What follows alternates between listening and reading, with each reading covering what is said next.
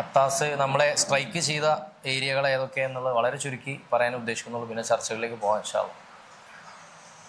2016 മലേഷ്യയിൽ ജോയിൻ ചെയ്തപ്പോഴാണ്, international Islamic യൂണിവേഴ്സിറ്റിയിൽ ജോയിൻ ചെയ്തപ്പോഴാണ് ഞാനും അത്താസിനെ കുറിച്ച് ആദ്യമായിട്ട് കേട്ടത്. അതിന് മുമ്പ് കേൾക്കണമായിരുന്നു. അത്താസിൻ്റെ മാസ്റ്റർ പീസായിട്ട് നമ്മൾ പലരും വിലയിരുത്തുന്നത് ഇസ്ലാം ആൻഡ് സെക്കുലറിസം തന്നെയാണ്. Waseem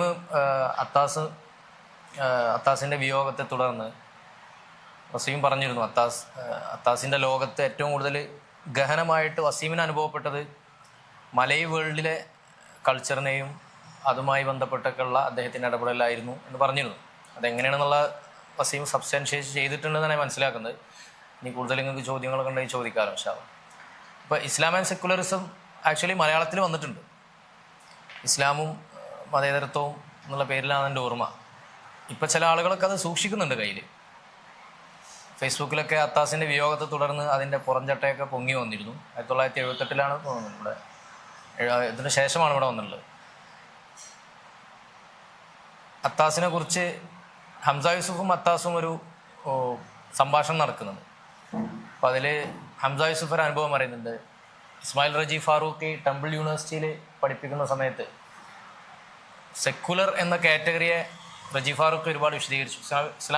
Ismail Raji Faruqi Islamisation of knowledge എന്ന പദ്ധതി ചാമ്പ്യൻ ചെയ്തൊരു വ്യക്തിയാണ്, നിങ്ങൾക്ക് അറിയുന്നുണ്ടാവും.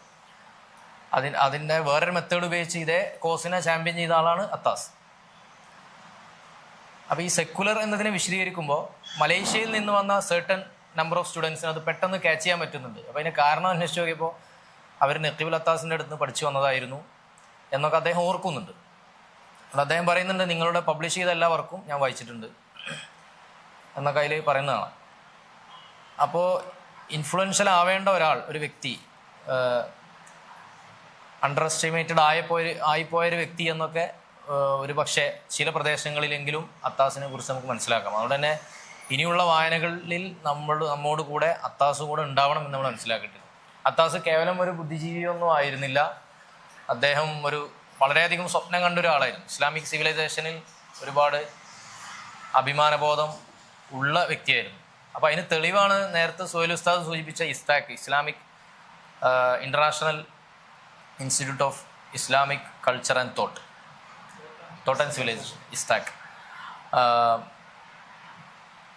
അതിനെ അദ്ദേഹം ഡിസൈൻ ചെയ്തിട്ട് അതിൻ്റെ A to Z വരെ അതിൻ്റെ ഡിസൈനിങ് പ്രോസസ്സിൽ അദ്ദേഹം ഉണ്ടായിരുന്നു. അപ്പോൾ അതിൻ്റെ മിനാരങ്ങൾ, ആർച്ചുകൾ, കാര്യങ്ങളൊക്കെ ഇത് ചെയ്യാൻ അദ്ദേഹം ഉണ്ടായിരുന്നു. അവിടെ നമ്മൾ വിസിറ്റ് ചെയ്താൽ നമുക്ക് അതിൻ്റെ ഒരു ട്രാങ്ക്വിലിറ്റി മനസ്സിലാക്കാൻ പറ്റും. അദ്ദേഹം പറയുന്നത് അവിടെ വന്ന് പഠിക്കുന്ന ആളുകൾക്ക് ഇസ്ലാമിക് സിവിലൈസേഷനെ കുറിച്ചുള്ള ഒരു പ്രൗഡ് ഫീലിംഗ് ഉണ്ടാവാൻ വേണ്ടിയിട്ടാണ് അതങ്ങനെ ചെയ്തതെന്നുള്ളതാണ്.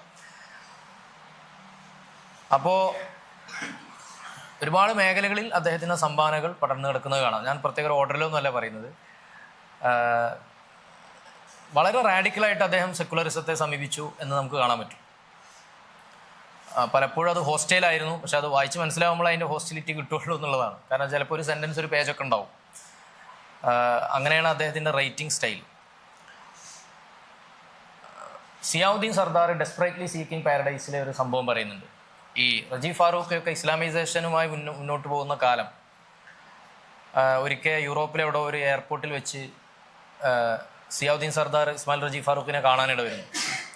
അപ്പോൾ what do you mean by Islamisation എന്ന് ചോദിച്ചിട്ട് ഒരു തർക്കത്തിൽ ഏർപ്പെടാം. ഡെസ്പറേറ്റ്ലി സീക്കിംഗ് പാരഡൈസിൽ അദ്ദേഹം വിശദീകരിക്കുന്നുണ്ട്. അപ്പോൾ എന്നിട്ട് റജി ഫാറൂഖ് കാണിച്ചു കൊടുത്തു, കയ്യിൽ ഫോർക്കുണ്ട്, ഇതിപ്പോൾ ഒരു വെസ്റ്റേൺ ടൂളാണ്, ഇസ്ലാമിക ലോകത്തതില്ല.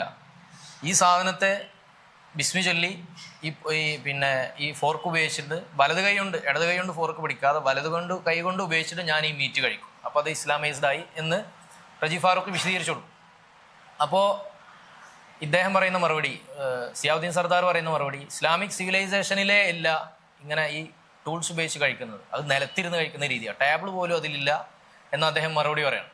അപ്പോൾ അവിടെ തന്നെ ഈ ഒരു സംഭവം അങ്ങനെ വിടർന്നു വരികയാണ്. എന്താണ് ഇസ്ലാമിക്, എന്താണ് സെക്കുലർ, ഇസ്ലാമൈസേഷൻ എന്നാവുമ്പോൾ അതിൽ എന്തൊക്കെ ഘടകങ്ങൾ അതിൽ വേണം, ഇനി അത് വെസ്റ്റേണൈസേഷൻ എന്ന് പറഞ്ഞാൽ മതിയോ എന്നുള്ള ചർച്ചകളൊക്കെ അവിടെ തന്നെ നമുക്ക് ആ ചർച്ചകളുമായി ബന്ധപ്പെട്ട ഏരിയകളിലേക്ക് നമ്മൾ പോവാം. അപ്പോൾ ഇപ്പോഴും നിലവിൽ ആ ചർച്ച നടന്നുകൊണ്ടിരിക്കുകയാണ്. ഇപ്പോൾ എല്ലാവരും തലാൽ അസദിനെ വായിക്കുന്നവരും മനസ്സിലാക്കാൻ ശ്രമിക്കുന്നവരാണ്. എല്ലാ ചർച്ചകളിലും തലാൽ അസദിനെ നമ്മൾ കാണുന്നുണ്ട്. തലാലാസത് കുറച്ചുകൂടി ജിനിയോളജിക്കലായിട്ടാണ് സെക്കുലർ എന്നതിനെ സമീപിച്ചത്. അതിൻ്റെ ജിനിയോളജി അദ്ദേഹം പഠിച്ചു, അത് വിശദീകരിക്കുകയും അതിനെ പുറത്തു കൊണ്ടുവരികയും ചെയ്തു. അത്താസ് എപ്പിസ്റ്റമോളജിക്കലി ആണ് സെക്കുലർ എന്ന ഒരു സംഭവത്തെ കണ്ടത്. പല ആളുകളും വായിലല്ലാതെ വിശദീകരിച്ചു. പിന്നെ അതുപോലെ ഒരുപാട് അത് വലിയൊരു കോർപ്പസ് എന്ന വിഷയത്തിലുണ്ടായി. അതിനിടെ ഇപ്പോൾ അഡ്മിനിസ്ട്രേഷൻ പോളിസി, ഇപ്പോൾ ട്രാഫിക് സിഗ്നൽ ലൈറ്റ്, ഇങ്ങനത്തെ കുറേ കാര്യങ്ങൾ, ഇതൊന്നും സെക്കുലറും അല്ല ഇസ്ലാമിക്കും അല്ല. വേണമെങ്കിൽ അതിനെക്കുറിച്ച് ഇസ്ലാമിക് സെക്കുലർ എന്ന് പറയാമെന്ന് ഷെർമൻ ജാക്സൺ വിശദീകരിക്കുകയുണ്ടായി. അപ്പോൾ ഈ തർക്കങ്ങളുടെ ഇടയിലൊക്കെ നമ്മൾ നിൽക്കുമ്പോൾ വളരെ കുറച്ചും കൂടെ റാഡിക്കലായിട്ട് ഈ സെക്കുലർ എന്നതിനെ അത്താസ് സമീപിച്ചതായിട്ട് നമുക്ക് കാണാൻ പറ്റും. അത്താസ് അതിനെ വളരെ റാഡിക്കലായിട്ട് കാണുകയും എപ്പിസ്റ്റമോളജിക്കലി തന്നെ നേരത്തെ പറഞ്ഞ പോലെ വഅബ്ദു റബ്ബക ഹത്താ യഅതിയക്കൽ യഖീൻ എന്ന് പറഞ്ഞിട്ട് ആ യഖീൻ്റെ നേരെ ഓപ്പോസിറ്റായിട്ട് സെക്കുലർ എന്ന കാറ്റഗറി പ്രൊഡ്യൂസ് ചെയ്ത നോളജ് സിസ്റ്റത്തെ വീക്ഷിക്കുന്ന ഒരു രീതിയാണ് അദ്ദേഹം സ്വീകരിച്ചത്. അപ്പോൾ നമ്മൾ ഇങ്ങനെ ഒരു കൺക്ലൂസീവായിട്ട് പറയല്ല, നമ്മൾ ഇങ്ങനെ പറയുമ്പോൾ അങ്ങനെ പിന്നെ ഞാൻ വായിക്കേണ്ട ആവശ്യമില്ല എന്ന് നമ്മൾ ചിന്തിച്ചേക്കാം. അപ്പോൾ അങ്ങനെ ഒരു കൺക്ലൂഷനിലേക്ക് നിങ്ങൾ ജമ്പ് ചെയ്യാതിരിക്കണം എന്നാണ് വിനീതമായി പറയാനുള്ളത്. നമ്മളത് തീർച്ചയായിട്ടും അത് വായിക്കുകയും നമുക്ക് നമ്മുടേതായ റിഫ്ലക്ഷൻസ് അതിൽ നിന്ന് ഉണ്ടാക്കിയെടുക്കാനും പറ്റും. അത്താസിൻ്റെ ഏറ്റവും പ്രധാനപ്പെട്ട ഒരു അത്താസ് നേരത്തെ പറഞ്ഞ പോലെ ദിയാനത്ത്, തമദ്ദുന്, ദീന്, മദീന, ദൈന് എന്നുള്ള വാക്ക്. അപ്പോൾ ദാന യദീനു എങ്ങനെയാണ്, എന്താണ് ഈ കടം? മാലിക് യൗമിദ്ദീൻ എന്ന് പറയാനുണ്ടല്ലോ. എന്താണ് ആ ദീൻ? അത് ജസാ എന്നാണ് നമ്മൾ അതിന് അർത്ഥം പറഞ്ഞിട്ടുള്ളത്. അപ്പോൾ പടച്ചോനിൽ നിന്ന് നമ്മളൊരു കടം വാങ്ങി. എന്താണ് ആ കടം? അലസ്തു ബി റബ്ബിക്കും എന്ന് ചോദിച്ചു. അപ്പോൾ നമ്മളെല്ലാവരും ബല എന്ന് പറഞ്ഞു ആലമുൽ അർവാഹിൽ. എന്നിട്ട് ആ അമാനത്തുമായി നമ്മൾ ഭൂമിയിലേക്ക് വന്നു. ഇനി ആ കടം നമ്മൾ തിരിച്ചു വീട്ടിയിട്ടുണ്ടോ എന്ന് പോയിട്ട് പറയാനുള്ള ഒരു സ്ഥലമാണ് പരലോകം. അപ്പോൾ മനുഷ്യൻ എപ്പോഴും ഈ പ്രിമോഡിയലായിട്ടുള്ള ഈ ഒരു ഫീച്ചറിലാണ് ഈ ഫീച്ചർ എപ്പോഴും മനുഷ്യൻ്റെ തലച്ചോറുണ്ട്. ഇതിനെപ്പോഴും തേടിക്കൊണ്ടിരിക്കുന്നു എന്നാണ്. ആക്ച്വലി മുഅ്ജിസത്തിനെ കുറിച്ചൊക്കെ പറഞ്ഞപ്പോൾ നമ്മൾ പറഞ്ഞു മുഅ്ജിസത്തും ഇതൊന്നും സയൻറ്റിഫിക്കലല്ല, അതൊന്നും പറയാതെ മുന്നോട്ട് പോകണം എന്ന് ചിന്തിക്കുന്ന ആളുകളുണ്ടായിരുന്നു. പക്ഷേ മുഅ്ജിസത്ത് മാറ്റിവെച്ചു. അതിൻ്റെ സ്ഥാനത്ത് എന്ത് വന്നു? മറ്റേ സ്പൈഡർമാൻ, അങ്ങനത്തെ കുറേ സാധനങ്ങൾ വന്നു. ഈ സൂപ്പർമാൻ ഫിലിമുകളപ്പോൾ മലയാളത്തിലൊക്കെ ഇപ്പോൾ റീസെൻ്റ്ലി വന്നു. പക്ഷേ ഈ കോസൽ വേൾഡിന് പുറത്തുള്ള ഖാരിഖുൽ ആദത്തായ കാര്യങ്ങൾ മുഴുവൻ പിന്നെ അത് മതത്തിൻ്റെതാണ് എന്ന് പറഞ്ഞ് അത് മനുഷ്യൻ്റെ തലച്ചോറിന് ആവശ്യമില്ല, മനുഷ്യൻ്റെ റാഷണൽ അത് ആവശ്യമില്ല എന്ന് പറയുന്ന ഒരു സിവിലൈസേഷൻ. ആ സിവിലൈസേഷനിൽ നിന്നും അകത്ത് നിന്നാണ് എന്ത് വരുന്നത്? സൂപ്പർമാൻ കഥാപാത്രങ്ങൾ സിനിമയിലും കാർട്ടൂണിലൊക്കെ വരുന്നത്. അപ്പം മനുഷ്യൻ്റെ അത്താസ് പ്രസക്തമാവുന്നത് ഇവിടെയാണ്. മനുഷ്യൻ്റെ തലച്ചോറിന് ഈ സാധനം ആവശ്യമുണ്ട് എന്നുള്ളതാണ്. അത് കുഞ്ഞുങ്ങളാണെങ്കിലും മനുഷ്യന്മാർ പിന്നെ വലിയ ആളുകളാണെങ്കിലും ഒക്കെ ഈ ഒരു അൺസയൻറ്റിഫിക്കായ അല്ലെങ്കിൽ സോക്കോൾഡ് സയൻറ്റിഫിക്കായ വേൾഡിൽ നിന്നും പുറത്തുള്ള ഒരു അൺസീൻ വേൾഡിനെ മനുഷ്യനിങ്ങനെ അതിനുവേണ്ടി ദാഹിച്ചുകൊണ്ടിരിക്കുന്ന ഒരു ക്വാളിറ്റി മനുഷ്യനിൽ ബേസിക് ആയിട്ട് തന്നെ ഇൻസ്റ്റിങ്ക്റ്റ് ആയിട്ട് തന്നെ ഉണ്ട് എന്നുള്ളത് നമ്മൾ മനസ്സിലാക്കുന്ന ഒരു സാഹചര്യം കൂടിയാണ്. അപ്പോൾ അത്താസ് അതിനെക്കുറിച്ച് തന്നെയാണ് പറഞ്ഞത്. യഖീൻ വരുന്നത് വഹയ് മുഖേനയാണ് എന്ന് തന്നെ അത്താസ് ഊന്നി പറയുന്നതായിട്ട് നമുക്ക് കാണാം. ആ ഒരു പശ്ചാത്തലത്തിൽ നിന്നുകൊണ്ട് തന്നെയാണ് അത്താസ് അദബ്, വിസ്ഡം എന്നതിനെക്കുറിച്ച് പറയുന്നത്. അദബ്, വിസ്ഡം എന്ന് പറഞ്ഞാൽ അത്താസ് പറയുന്നത് wisdom is the knowledge that tells you about the proper place of everything. എല്ലാത്തിൻ്റെയും പ്രോപ്പർ പ്ലേസിനെ കുറിച്ച് പറയുന്ന സംഭവമാണ് വിസ്ഡം. അപ്പോൾ ആ വിസ്ഡം മനുഷ്യർക്ക് ഉണ്ടാവണം എന്ന് അദ്ദേഹം ഉപദേശിക്കുകയും ആ വിസ്ഡം ഇല്ലാത്തതിൻ്റെ പ്രശ്നമാണ്, ലോസ് ഓഫ് അദബാണ് ഇന്നത്തെ the crisis of Muslim mind, യഥാർത്ഥത്തിൽ അതാണ് എന്ന് അദ്ദേഹം ഐഡൻറ്റിഫൈ ചെയ്യുകയും ചെയ്യാം. അദ്ദേഹം പറയുന്നത് ഖുറാനിലൊരു പ്രയോഗമാണ്. അപ്പോൾ നമ്മൾ ഖുറാൻ ഓതുമ്പോൾ ശ്രദ്ധിച്ചാൽ കാണാം, പിന്നെ ആകാശഭൂമികളെ അള്ളാഹ് സൃഷ്ടിച്ചു ബിൽ ഹഖ്. ഒരുപാട് സ്ഥലങ്ങളിൽ ബിൽ ഹഖ് എന്ന പ്രയോഗം കാണാം. അപ്പോൾ എന്താണ് ഈ ഹക്ക്? അത്താസ് അതിനെ കുറിച്ച് പറയുന്നത് ഇതൊരു പിന്നെ ഹക്ക്, ട്രൂത്ത് എന്നുള്ളത് അതൊരു ക്വാളിറ്റി ഓഫ് സെൻറ്റൻസ് മാത്രമല്ല, അതൊരു ഓണ്ടോളജി കൂടിയാണെന്നാണ്. ഓണ്ടോളജിക്കലി എന്താണ് ട്രൂത്ത് എന്ന് പറഞ്ഞൊരു സംഭവം ഉണ്ട്. അപ്പോൾ ഓണ്ടോളജിക്കലി ട്രൂത്ത് ഉണ്ട് എന്ന് പറഞ്ഞാൽ അലത്തിക്കലി പ്രിയർ ടു എവറിത്തിങ് ആയിട്ടൊരു സംഭവം ഉണ്ട്. ഏറ്റവും ടോപ്പിലാണ് ട്രൂത്ത് വരുന്നത്, ബാക്കിയൊക്കെ ലെന്നും അസംഷൻസും സംഭവങ്ങളുമാണ്. അപ്പോൾ ഒരു സെൻറ്റൻസ്, ഇപ്പോൾ നമ്മൾ പ്രൊപ്പോസിഷൻ എന്ന് പറയല്ലോ, ഒരു സെൻറ്റൻസിൻ്റെ ക്വാളിറ്റി അല്ല എന്ത് ട്രൂത്ത്, മറിച്ച് അത് ഓണ്ടോളജിയിൽ തന്നെ ഒരു ട്രൂത്ത് ഉണ്ട് എന്നുള്ളതാണ്. അപ്പോൾ ഓണ്ടോളജിയിലെ ട്രൂത്തിനെ കുറിച്ച് നമ്മൾ അന്വേഷിക്കുമ്പോഴാണ് നമ്മൾ ദൈവത്തിലേക്ക് എത്തുന്നത്. അടിസ്ഥാനപരമായി എന്താണ് ഉണ്മ എന്ന് നമ്മൾ മനസ്സിലാക്കുകയും അതിലൂടെ നമ്മൾ ദൈവത്തിലേക്ക് എത്തുകയും ചെയ്യുന്നു. അപ്പോൾ ഡൗട്ടിൽ നിന്നും, ഒന്നാമത്തെ കാര്യം ഡൗട്ടിൽ നിന്നും യഖീനിലേക്ക് എത്തിക്കുന്ന ഒരു കാര്യമാണ് ഈ സംഭവം. ഈ ഈ ഈ വിസ്ഡം, ഈ അതബിലൂടെ ഉണ്ടാവുന്ന വിസ്ഡം, അതിനെക്കുറിച്ച് അദ്ദേഹം പറയുന്നത് അതബ് is our conformity to those places. ഓരോ സംഭവം എവിടെയാണ് പ്ലേസ് ചെയ്ത് പറ്റുന്നത്, ഓരോന്നിൻ്റെയും പ്ലേസ് എവിടെയാണ്, അതിനോട് കൺഫേം ചെയ്ത് നമ്മൾ പോവുകയാണ്. Then the result comes to be the justice. അപ്പോഴാണ് യഥാർത്ഥ നീതിയാവുന്നത്. നമ്മൾ അറബിയിലൊക്കെ നമ്മൾ പഠിച്ചിട്ടുണ്ടല്ലോ, സാധാരണ പറയുന്ന വലൗ ഷെയ്ഫി ഗൈരി മഹല്ലിഹിയാണ് ലുൽമ്, വലൗ ഷെയ്ഫി മഹല്ലിഹിയാണ് അദില്, ജസ്റ്റിസ്. അപ്പോൾ ഒണ്ടോളജിക്കലി ഓരോന്നിനും ഓരോ സ്ഥലങ്ങളുണ്ട്, പ്ലേസുകളുണ്ട്. ആ പ്ലേസിൽ അതിനെ വെക്കാനുള്ള ശേഷി ആണ് നമ്മുടെ യഥാർത്ഥത്തിൽ അതബ്. അപ്പോൾ ആക്ച്വലി നമ്മൾ ചിന്തിച്ചു നോക്കിയാൽ ഇപ്പോൾ ഖിയാമത്ത് നാളെ അടയാളമായിട്ട് പറയുന്ന തലിദലമത്തു റബ്ബത്തഹ, അങ്ങനെയുള്ള മിസ്പ്ലേസിങ് ഒരുപാട് സ്ഥലത്ത് നമ്മൾ കാണുന്നു. നമുക്ക് പറ്റുന്ന ആളുകളല്ല, ലീഡർഷിപ്പ് ക്വാളിറ്റി ഉള്ളവരല്ല പലപ്പോഴും നേതാവാക്കുന്നത്. PR വർക്കിലൂടെ ആ ഒരു സംഭവത്തിലെ ആളുകളെ മാനിപ്പുലേറ്റ് ചെയ്യുന്ന ആളുകളെ നേതാവാവുന്നത്. അങ്ങനത്തെ സോഷ്യൽ സിസ്റ്റം വരുന്നു, അങ്ങനത്തെ ഒരു സിവിലൈസേഷൻ രൂപപ്പെടുന്നു. ഇതിനെ മുഴുവൻ ഉൾക്കൊള്ളാവുന്ന രീതിയിൽ അത്താസിൻ്റെ ഈ ഒരു പെർസ്പെക്റ്റീവിനെ നമുക്ക് വായിക്കാവുന്നതാണ് എന്നാണ് പറയുന്നത്. അത്താസ് പറയുന്നത് the greatest misery is misery of mind എന്നാണ്. ഏറ്റവും വലിയ ഒരു സഫറിങ് എന്ന് പറഞ്ഞാൽ അത് മൈൻഡിൻ്റെ സഫറിങ്ങാണ്. എന്താണ് സഫറിങ്? അത് ഡൗട്ടാണ്. ഈ ഡൗട്ടിൽ നിന്നും നമ്മൾ ഈ റിമൂവൽ ഓഫ് ഓൾ ഡൗട്ട്സ്, അതാണ് ദ റിയൽ ഹാപ്പിനെസ്. ഹാപ്പിനെസ് എന്നുള്ളതിനെ നമ്മൾ ഒരിക്കലും പ്ലഷർ പെയിൻ എന്നൊരു രീതിയിൽ കാണരുത്. വെസ്റ്റ് അങ്ങനെയാണ് അതിനെ കണ്ടത്.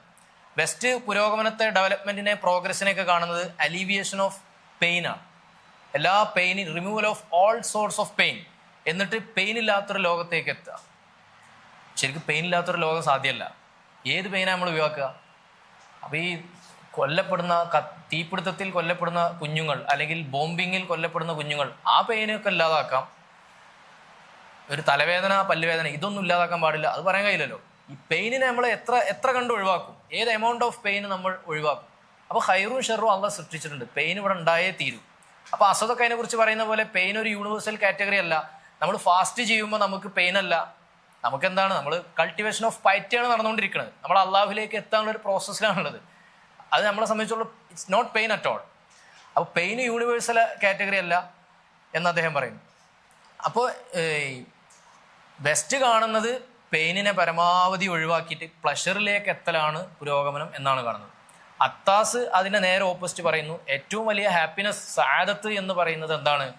ഈ മിസറി ഓഫ് മൈൻഡിൽ നിന്നുമുള്ള രക്ഷപ്പെടലാണ്. അതായത് ഡൗട്ടിൽ നിന്നുള്ള രക്ഷപ്പെടലാണ്. ഡൗട്ടിൽ നിന്നുള്ള രക്ഷപ്പെടൽ വരുന്നത് എങ്ങനെയാണ്? അമാനത്തിനെ കുറിച്ചുള്ള ചിന്തയിൽ നിന്നാണ്, യഖീനിനെ കുറിച്ചുള്ള ചിന്തയിൽ നിന്നാണ് എന്ന് നമുക്ക് അതിനെ വിലയിരുത്താവുന്നതാണ്. പിന്നെ അത്താസിൻ്റെ ചില യുണീക്കായ ചില വാദങ്ങളുണ്ട്. അതിലൊന്ന് മനുഷ്യൻ ഒരു ആനിമൽ അല്ല എന്നുള്ളതാണ്. മനുഷ്യനൊരു എന്താ പറയുക, സുയി ജനറിസ് എന്നൊക്കെ പറയില്ലേ, മനുഷ്യൻ ആസ് ഇറ്റ് ഈസ്, മനുഷ്യനൊരു യുണീക്ക് ആയിട്ടുള്ളൊരു സംഭവമാണെന്നാണ്. നമ്മൾ ഗ്രീക്ക് ലോജിക്കിലൊക്കെ നമ്മൾ പറയില്ലേ, അൽ കുല്ലിയാത്തുൽ ഖംസ്, 5 യൂണിവേഴ്സൽസ്, ജിൻസ്, നൗഅ്, ഫസ്ല്, ഖാസ, അർള് ആമ്, അർള് ഖാസ് എന്ന് പറയല്ലേ. ജിൻസ് എന്ന് പറഞ്ഞാൽ മൃഗം എന്നുള്ള കാറ്റഗറി. അപ്പോൾ അതിൽ മനുഷ്യനും പെടും, പൂച്ചയും പെടും, പട്ടിയും പെടും. നൗഅ് എന്ന് പറഞ്ഞാൽ പിന്നെ അതിൽ ഇൻസാൻ എന്നുള്ള ആ ഒരു കാറ്റഗറി മാത്രം. ഫസ്ല് എന്നാവുമ്പോൾ നാത്തിഖ് എന്നുള്ള സംഭവം മാത്രം, റാഷണൽ ആനിമൽ എന്നുള്ള സാധനം മാത്രം. അപ്പോൾ അത് വേറെ വരും. പിന്നെ ലാഹിക്ക് വരും, മാഷി വരും, അല്ലേ? അത് നമ്മൾ മനസ്സിലാക്കിയ കാര്യമാണ്. അപ്പോൾ ഈ കുല്ലിയാത്തുൽ ഖംസ് പ്രകാരം നോക്കുമ്പോൾ മനുഷ്യൻ എന്തുതന്നെയാണ്? ഒരു മൃഗം തന്നെയാണ്. ജനസ് എന്നാണ്, ജിൻസിന് ജനസ് എന്നാണല്ലോ പറയാം. മനുഷ്യൻ അതിൽ ഉൾപ്പെടുന്ന സംഭവം തന്നെയാണ്. പക്ഷേ അത്താസ് അങ്ങനെ കാണുന്നില്ല എന്ന് അദ്ദേഹം പിന്നെ ഹംസ യൂസുഫിനോട് പറയുന്നത് കാണാം. അവർ പരസ്പരം സംസാരിക്കുന്ന സമയത്ത് പിന്നെ അതിനെക്കുറിച്ച് ചോദിക്കും. സാധാരണ ട്രഡീഷണൽ സ്കോളേഴ്സ് അങ്ങനെ കണ്ടിട്ടില്ല. ഗ്രീക്ക് ലോജിക്കിലൂടെ വന്ന ഈ സംഭവത്തെ പൊതുവേ ട്രഡീഷണൽ സ്കോളേഴ്സ് മനുഷ്യനെ ഹയവാനായിട്ട് തന്നെയാണ് കാണുന്നത്. അത് നമ്മൾ ഒറിജിനൽ സ്പീഷീസ് ഒന്നും വായിക്കേണ്ട ആവശ്യമില്ല, അത് ട്രഡീഷണൽ സ്കോളേഴ്സ് പൊതുവേ അത് അംഗീകരിക്കുന്നു. പക്ഷെ അത്താസ് ഇതിൻ്റെ ഒരു അത്രയും നല്ലൊരു ക്രിയേച്ചറാണ് മനുഷ്യൻ, അമാനത്ത് കിട്ടിയ ഒരു ജീവിയാണ് എന്നുള്ള അർത്ഥത്തിൽ അത്താസ് മനുഷ്യനെ കുറച്ചും കൂടി മുകളിലാണ്, സുപ്പീരിയർ ഒരു ക്രിയേച്ചറായിട്ടാണ് കൊണ്ടുപോയി പ്രതിഷ്ഠിക്കുന്നത് എന്ന് നമുക്ക് കാണാം. അതുപോലെ യുണീക്കായിട്ട് എനിക്ക് തോന്നിയത്, ഞാൻ വായിച്ചപ്പോൾ എനിക്കതാണ് മനസ്സിലായത്. ഒരു പക്ഷേ ഏറ്റവും latest work Islam the covenants fulfilled, അത് നിങ്ങളാരെങ്കിലും വായിച്ചിട്ടുണ്ടോ എന്ന് എനിക്കറിയില്ല, ഞാനത് മുഴുവൻ വായിച്ചിട്ടില്ല. അപ്പോൾ അതിൽ അദ്ദേഹം പറയുന്ന കാര്യം, ഇസ്ലാം എന്നുള്ളത് മുഹമ്മദ് നബി സല്ലല്ലാഹു അലൈഹി വസല്ലം തങ്ങൾക്ക് നൽകപ്പെട്ട റെവലേഷൻ മാത്രമാണ്. ബാക്കിയുള്ളവരതും ഇസ്ലാം എന്ന അതിനെക്കുറിച്ചാണ് മനസ്സിലാക്കേണ്ടത്. ബാക്കിയുള്ളതൊക്കെ ഒരു ഫെയ്ത്ത് തന്നെയാണ്, പക്ഷേ ഇസ്ലാം എന്നുള്ള പേര് അതിനെക്കുറിച്ച് പറയാൻ പാടില്ല. ഫമൻ യബ്തഗി ഗൈറൽ ഇസ്ലാമി ദീനൻ ഫലൻ യുഖ്ബല മിൻഹു എന്ന് പറയുന്നിടത്തുള്ള ഇസ്ലാം. അത് അദ്ദേഹം വിശദീകരിക്കുന്നത് അദ്ദേഹത്തിന് സിമാൻറ്റിക് വേൾഡിലേക്ക് കടന്നുകൊണ്ടാണ്. അദ്ദേഹം പിന്നെ ദൈന് എന്നൊക്കെ പറഞ്ഞതുപോലെ ഉള്ളൊരു നിരീക്ഷണമാണ് അതും നടത്തിയിട്ടുള്ളത്.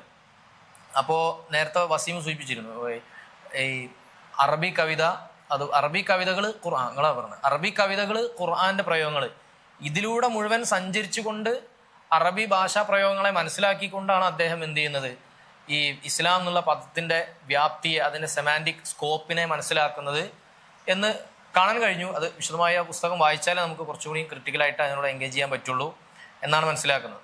കോവിനന്റിനെ കുറിച്ചുള്ള കോവിനന്റ് എന്ന് പറഞ്ഞാൽ നമ്മളെ അമാനത്ത് നൽകപ്പെട്ട ജീവിയാണ് മനുഷ്യൻ. ഭൂമിയിൽ നീതി സ്ഥാപിക്കണം, സത്യസന്ധത പാലിക്കണം, ഇങ്ങനെയുള്ള ഒരുപാട് ഉത്തരവാദിത്തങ്ങളുള്ള ജീവിയാണ് മനുഷ്യൻ. അപ്പോൾ അത്താസ് അതിനോട് രസകരമായി പ്രതികരിക്കുന്ന ഒരു sentence, man started flying where birds cannot. പക്ഷികൾക്ക് പറക്കാൻ കഴിയാത്ത അത്ര ഉയരത്തിൽ, അത്ര ദീർഘമായ അത്ര കാലാവസ്ഥയിൽ ഒക്കെ മനുഷ്യന് പറക്കാൻ കഴിയുന്നു. But he cannot control himself. പക്ഷെ അവന് സ്വന്തമായിട്ട് നിയന്ത്രിക്കാൻ മനുഷ്യർക്ക് പറ്റുന്നില്ല. അത് കോവിനന്റിനോടുള്ള കൂറുകൊണ്ട് മാത്രമേ മനുഷ്യർക്ക് എന്ത് ചെയ്യാൻ കഴിയുള്ളൂ, സ്വയം നിയന്ത്രിക്കുന്ന ഒരു ജീവിയായി മാറാൻ കഴിയുള്ളൂ എന്നാണ്. ആധുനിക മനുഷ്യനെ കൃത്യമായിട്ട്, ആധുനിക മനുഷ്യന്റെ എല്ലാ മതഹുകളും പറഞ്ഞതിന് ശേഷം, ക്യാപിറ്റലിസം, കൊളോണിയലിസം ഒക്കെ എങ്ങനെയാണ്, ഇൻഡസ്ട്രിയലൈസേഷൻ, ടെക്നോളജി, ഇതെല്ലാം കൂടി എങ്ങനെയാണ് ആധുനിക മനുഷ്യനെ ഷെയ്പ്പ് ചെയ്തത് എന്ന് വിശദീകരിച്ചതിന് ശേഷം യുവാൽ ഹരാരി അദ്ദേഹത്തിന്റെ അവസാനത്തെ പേജിൽ പറയുന്നുണ്ട്, പക്ഷെ നമുക്ക് ലോകത്തിന്റെ വേദനയെ കുറക്കാൻ കഴിഞ്ഞിട്ടില്ല. സ്വയം കൺട്രോൾ ചെയ്യാത്തൊരു ജീവിയായിട്ട് ഇപ്പോഴും മനുഷ്യൻ നിൽക്കുന്നു. ദൈവത്തോളം മനുഷ്യൻ ഉയർന്നിരിക്കുന്നു, പക്ഷെ ഇപ്പോഴും മനുഷ്യന് അവനെ സ്വയം കൺട്രോൾ ചെയ്യാൻ പറ്റിയിട്ടില്ല. ലോകത്തിന്റെ വേദനയെ ഇല്ലാതാക്കാനും പറ്റിയിട്ടില്ല എന്ന് അദ്ദേഹം പറയുന്നുണ്ട്. അപ്പോൾ അവിടെയും കൂടി അത്താസിനെ വായിക്കുമ്പോൾ നമുക്ക് അതിനും കൂടി ഒരു മറുപടിയായിട്ട് നമുക്ക് പ്രതിഷ്ഠിക്കാൻ പറ്റുന്നത് ഈ ലോയാലിറ്റി ടുവാർഡ്സ് ഈ ദൈനിനെ കുറിച്ചുള്ള നമ്മുടെ എപ്പോഴുമുള്ളൊരു ബോധമാണ്. അപ്പോൾ ആ ബോധം ആക്ച്വലി അങ്ങനെ ഒരു ബോധം ആവശ്യമില്ല എന്ന് പറഞ്ഞ സിവിലൈസേഷനും ഇപ്പോൾ എന്താണ് ചെയ്യുന്നത് ഞാൻ നേരത്തെ വിശദീകരിച്ചു.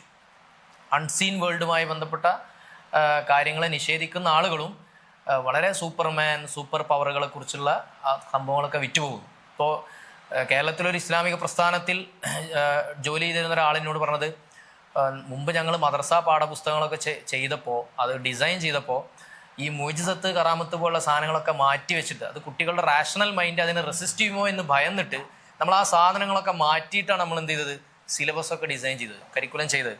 പക്ഷെ പിന്നീട് കാഴ്ചപ്പാടൊക്കെ മാറിയപ്പോൾ നമ്മൾ കുറച്ച് മുഅ്ജിസത്തും കറാമത്തും സംഭവങ്ങളൊക്കെ ഉൾപ്പെടുത്തിയപ്പോൾ കുട്ടികളൊക്കെ വളരെ ഇൻട്രസ്റ്റിങ്ങിലൂടെ സൂപ്പർ സ്റ്റോറി ആണോ എന്നുള്ള രീതിയിൽ അതിനെ സമീപിക്കൽ തുടങ്ങി എന്നുള്ള ഒരു അനുഭവം ഒരാൾ പറഞ്ഞിരുന്നു. അപ്പോൾ ഇത് തന്നെയാണ് നമ്മളെ ഒരു ഇരുത്തത്തിൻ്റെ ഒരു പ്രസക്തി. മനുഷ്യനെപ്പോഴും ആ ഒരു അൺസീൻ വേൾഡിലേക്കുള്ള ഒരു ദാഹം അത് ജനിച്ചു വീണു. മനുഷ്യന്റെ റാഷണൽ മൈൻഡ് പോലും അതിനെ ദാഹിച്ചുകൊണ്ടിരിക്കുന്നു എന്നുള്ള ഒരു ചിന്തയെ ഒന്നുകൂടി ഊട്ടിയുറപ്പിക്കുന്നതാവട്ടെ നഖീബുൽ അത്താസിനെ കുറിച്ചിട്ടുള്ള ഈ ഒരു ഇരുത്തം. അപ്പോൾ തലാൽ അസദിനെ വായിക്കുന്നവരൊക്കെ നഖീബുൽ അത്താസിനെയും കൂടി വായിക്കട്ടെ എന്ന് ഞാൻ ആശംസിക്കുകയും അപേക്ഷിക്കുകയും ചെയ്തുകൊണ്ട് തൽക്കാലം നിർത്തുന്നു. ഇൻഷാ അല്ലാഹ് ഇനി ബാക്കിയുള്ള ഡിസ്കഷനിലേക്ക് പോകാം.